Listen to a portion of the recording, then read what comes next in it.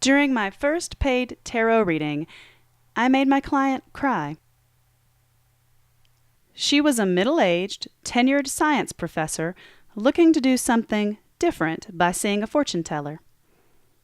The cards saw that her family wasn't as angry at her as she'd feared for all those hours she spent researching.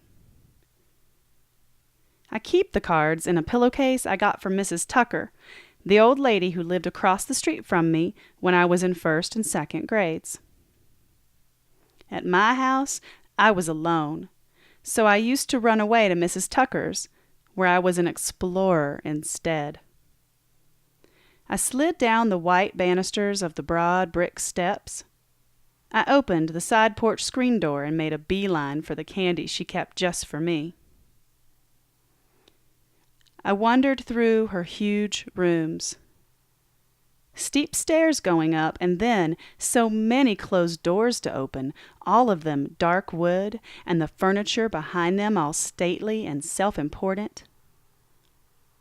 She must have left me to myself, as I can never picture her with me. On one of the beds in one of these rooms, I must have found the deep red velvet pillowcases with their elaborate lace edges. I must have petted them fondly and wished them for my own. She left them to me when she died. I have only one clear memory of Mrs. Tucker in her home. She sits in a chair liable to swallow her up. My mother sits next to her, and I suppose her presence is why we are sitting like this, so polite and proper, instead of me off somewhere snooping. A clock announces the time, not with bells or chimes, but with words. I ask, "Mrs. Tucker, why does your clock talk to you?" She says, "I can't know the time elsewise."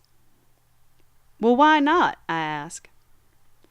She says, "Why, Shug, can't you see I'm blind?"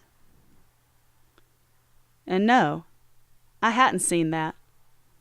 Not once in all that time.